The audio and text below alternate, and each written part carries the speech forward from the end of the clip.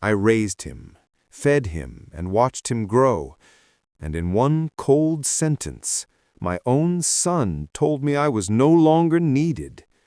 I couldn't believe it.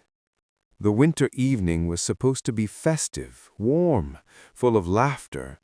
I had spent hours preparing for a family dinner: roasted chicken, buttery mashed potatoes, fresh bread hot from the oven. Every detail, every dish was meant to bring us closer together. But when Michael, my son, walked through the door, the warmth vanished instantly. His eyes didn't sparkle with joy. His smile didn't greet me. Instead, there was a cold edge, a certainty that pierced through my chest. "Dad," he said, pausing as if weighing his words, "we don't need you anymore." The words froze me. I stared at him, mouth open, unable to comprehend the betrayal. My own son, the boy I had nurtured, taught to ride a bike, watched his scraped knees, stayed up with through nights of illness, was telling me I was no longer welcome in his life? I must have looked stunned because he repeated, sharper this time, "We don't need you anymore." The sentence echoed like a hammer in my head. Silence fell over the dining room, heavier than the snow blanketing the streets outside. Every memory of birthdays, school recitals, late-night talks, everything we shared felt erased in that moment. I sank into the chair at the head of the table, my hands shaking. The dishes, the careful decorations, the love poured into this evening, they all felt meaningless now. How could someone I raised, someone I sacrificed for, say such words? I spent hours replaying our life together, trying to find where I had gone wrong. Had I failed him as a father? Missed something? Every happy memory twisted into guilt. And in the deep ache of that betrayal, I made a decision that would change both our lives forever. I would leave. I would walk away from my home, my family, and the son who rejected me. But I wouldn't disappear quietly. I would survive. I would rebuild. And one day, he would face the consequences of his choices. As I stepped into the snowy night, each breath burning my lungs, I didn't notice the shadow following me from across the street, someone who had been watching everything, someone who might hold the key to what came next. I left my own home that night, my heart shattered, but little did I know, leaving was only the beginning of what my son would never see coming. The streets were slick with ice and snow, each step a reminder that the world outside was as cold as my son's words. My coat was thick, my gloves worn, but no clothing could shield me from the chill running through my bones. I walked aimlessly at first, the city lights blurred by the tears I refused to shed in public. Memories of Michael's childhood haunted me, teaching him to tie his shoes, watching him score his first soccer goal, staying up during nights he had fevers. I had given him everything a father could, yet one sentence had erased years of love. I found myself at a small diner, a place I hadn't visited in decades. The smell of coffee and fried eggs was comforting, a reminder of simpler times. I sat in a corner booth, watching the world pass by through frosted windows. People laughed, couples held hands, children argued over pancakes, and all I could think about was the emptiness that had been left inside me. As I sipped the bitter coffee, a thought gnawed at me. He doesn't realize what he's lost. He thinks I'm nothing, but he's about to learn the hard way. I spent weeks in solitude, renting a small apartment far from the house I had built with my wife. The nights were the hardest. Alone in that cold space, I realized that anger, though bitter, could fuel me. I would turn his betrayal into my strength. I would rebuild, not for him, but for myself. One evening, as I walked past a pawn shop window, I caught sight of Michael through the reflection. He was leaning against a car, speaking to someone I couldn't recognize. Something in his posture, the way he laughed, made my stomach twist. There was arrogance there, a confidence born from thinking he had won. Little did he know, the world had ways of balancing itself. And then it happened. A letter slid under my apartment door, a thick envelope with no return address. Inside, a single card read, "You're stronger than you know. Watch closely." I didn't know who sent it. My mind raced with possibilities. An old friend? Someone who knew my son's schemes? Whoever it was, I felt a flicker of hope. Maybe I wasn't as alone as I thought. The next morning, as I stepped outside, I noticed my car, my pride and joy, the car I had bought with my own hands years ago, was missing, and in its place, a note. "Consider this the beginning of the game." He thought taking my car would hurt me, but he had no idea it was just the first move in a game he would regret. The note had been simple, almost taunting. "Consider this the beginning of the game." I stared at the empty space in my driveway, anger bubbling like molten lava beneath the surface. Michael. It had to be him. No one else knew the exact model, the exact color of my car, the car that had been my pride for decades. But instead of panic, a strange clarity took over me. The first rule of survival, whether in life or in family battles, is to remain calm. I wasn't going to chase him, yell, or beg. No, this was a chess match, and I was already thinking 3 moves ahead. I spent the next few days quietly gathering information. Michael had made a name for himself, flaunting wealth that came from risky ventures I had warned him against. His arrogance was public, his mistakes hidden in plain sight. My mind raced. If he thought he could take from me without consequence, he was about to learn a very hard lesson. One evening I visited a mechanic I trusted, someone who had been helping me maintain my vehicles for years. I showed him the note. "This isn't just about a car," I said quietly, leaning over the counter. "It's a message. I need to track it, find out who's moving it, and I need it back before he even knows I'm onto him." The mechanic, a wiry man with more scars than teeth, nodded. "I know who can help. It'll cost, but we can trace it." Meanwhile, Michael had no idea that I was mobilizing a small army of allies, friends, former colleagues, and a network I'd built quietly over the years.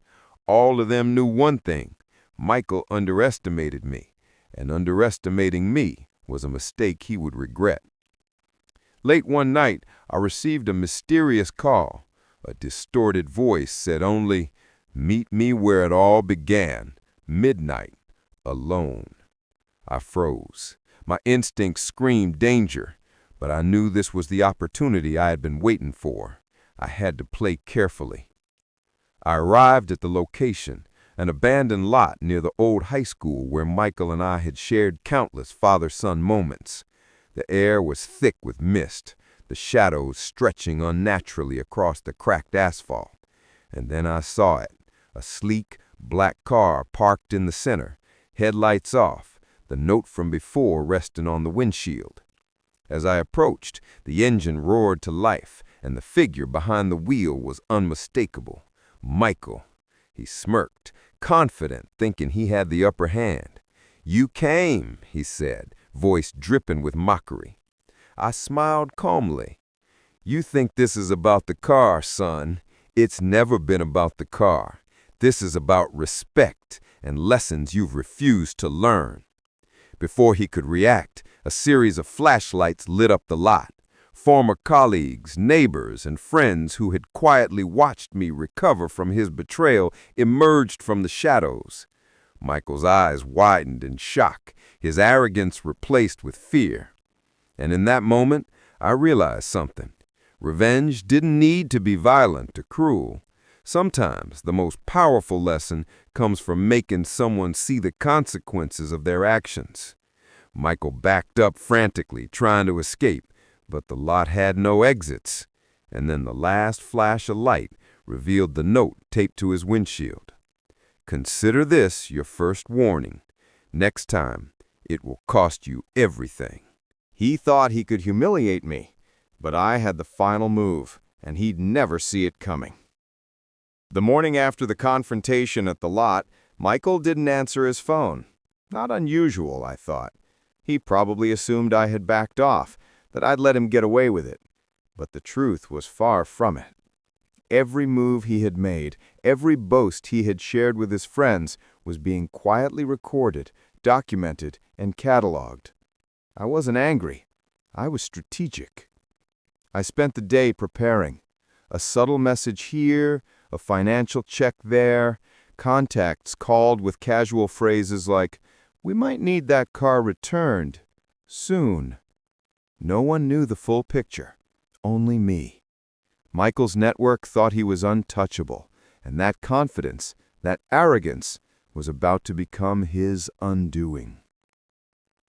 By afternoon, I received a cryptic email. No subject line, no sender, just the single line, "You'll regret underestimating me." I smiled. This was perfect. The higher they rise, the harder they fall. And Michael, full of arrogance and entitlement, had risen too high. Later that evening, I visited the dealership where my car had last been spotted. The manager, nervous at first, grew cooperative when I calmly mentioned the insurance implications and legal consequences.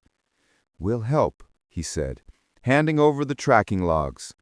Every signature, every location ping, every purchase of gas and maintenance for the car, it was all documented.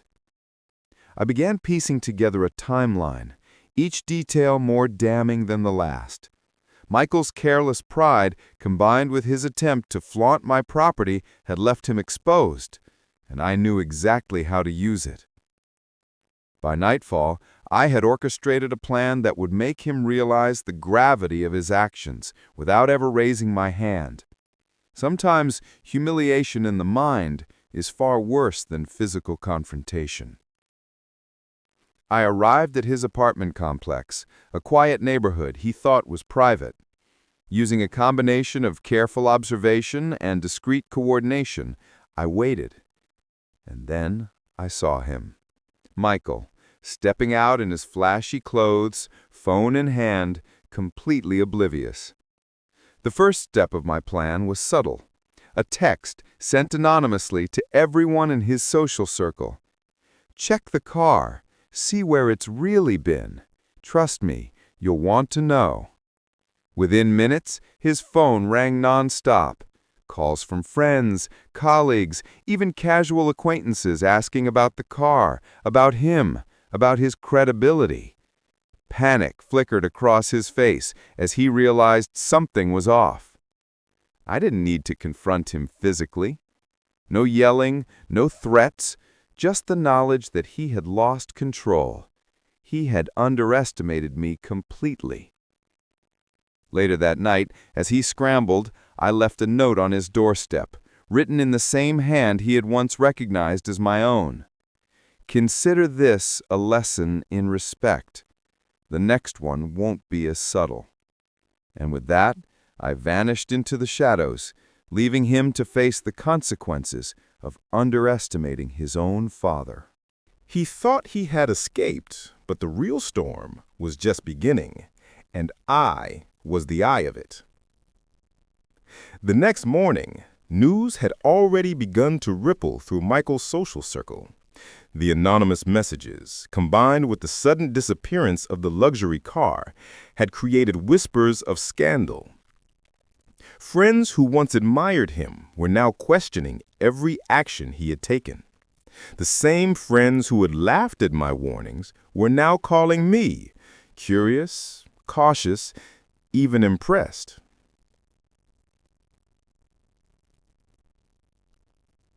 I stayed in the background, watching the chaos unfold. I didn't need to be in the spotlight.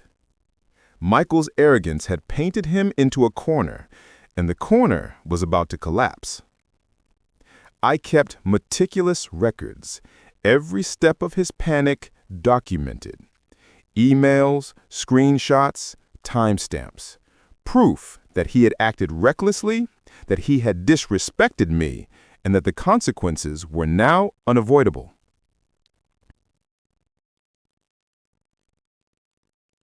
By mid-afternoon, I received a frantic call from his lawyer. "Mr. Harrison, there's a serious problem. Michael's investors are asking questions about the car. They've heard things, rumors." I leaned back in my chair, sipping coffee, savoring the sweet taste of vindication. "Rumors, you say?" I replied calmly, as if I had no idea what he was talking about. The panic in the lawyer's voice was music to my ears. By mid-afternoon, Michael attempted to regain control, desperately trying to track the car through legal channels, contacting every dealership, mechanic, and insurance agent he could think of. Every call, every inquiry, every attempt to cover his tracks only made him appear guiltier. I watched the situation escalate, knowing that the final reveal was still in my hands. No public confrontation, no screaming match, just a slow, strategic dismantling of his pride.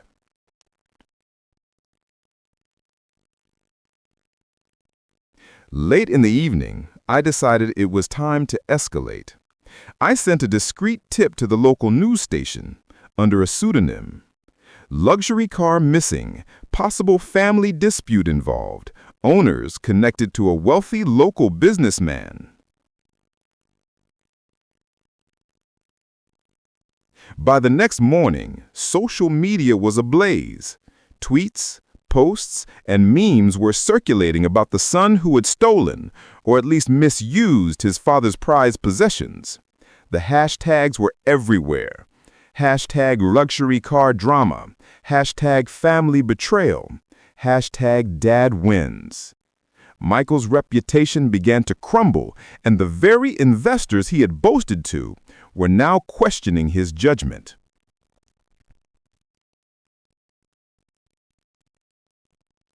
As the sun set, I received an unexpected knock at my door.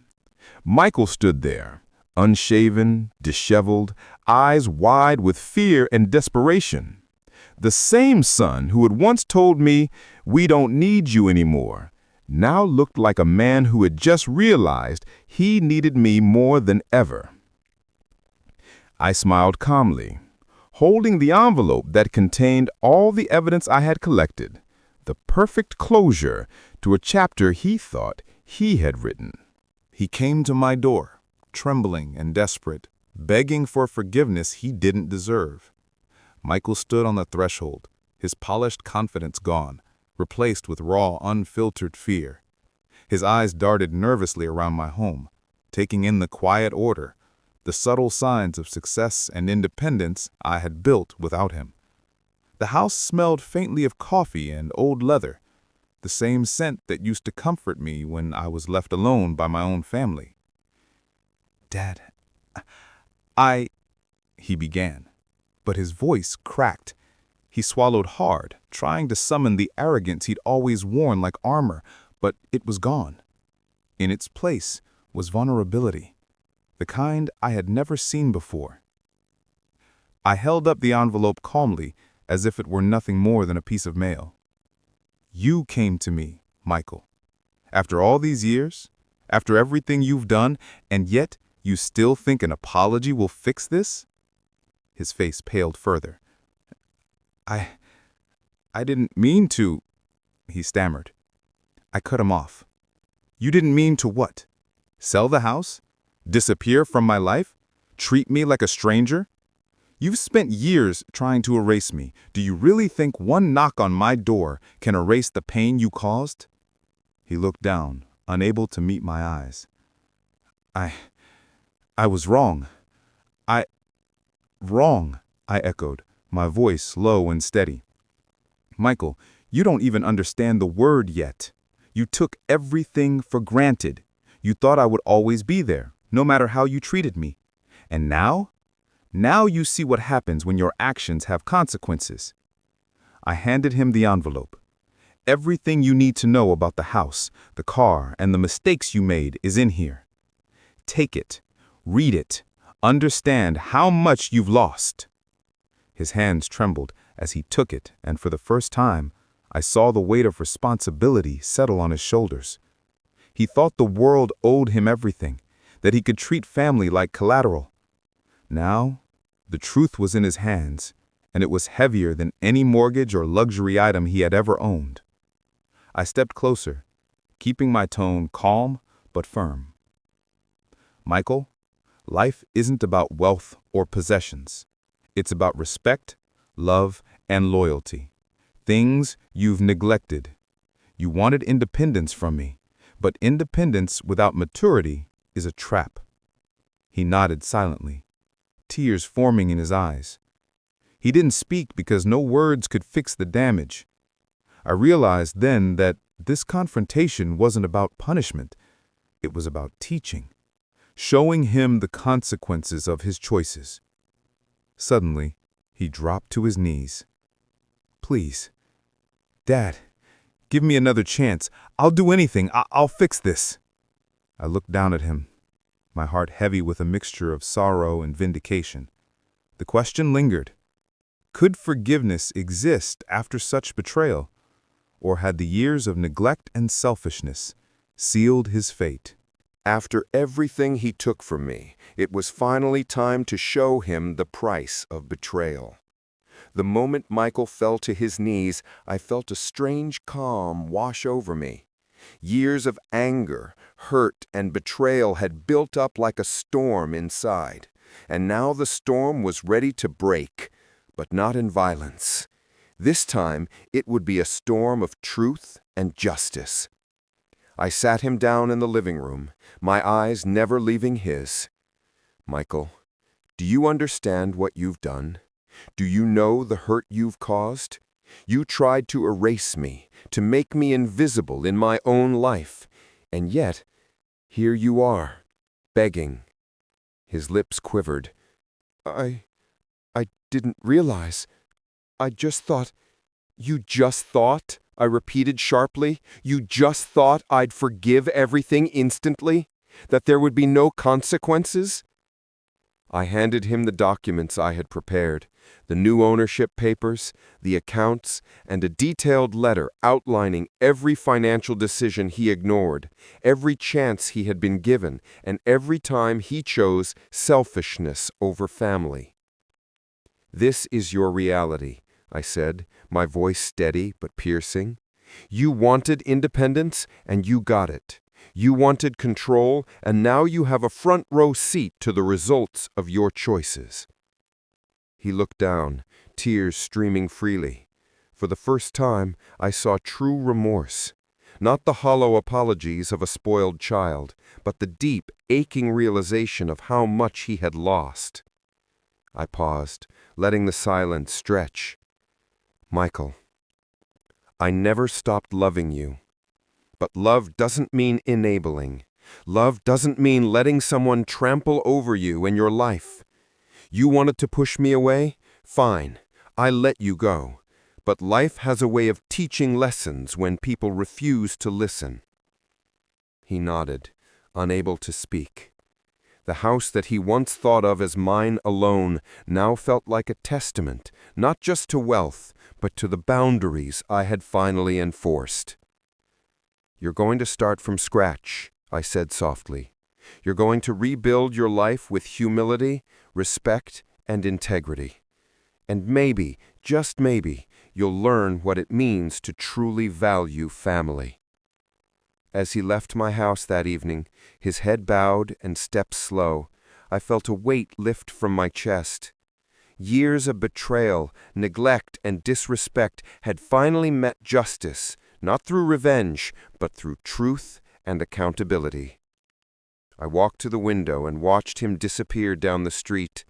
The winter sky was tinged with gold from the setting sun. My heart felt lighter than it had in years. I had stood my ground, protected my life, and taught the ultimate lesson. Love can endure, but betrayal has a price. And as the door closed behind me, I whispered to myself a soft but firm vow. I am the master of my own life, and no one, not even my own son, will ever take that from me again. If you ever felt betrayed by someone you loved, hit like, comment your story, and subscribe to hear more shocking family drama that will leave you speechless.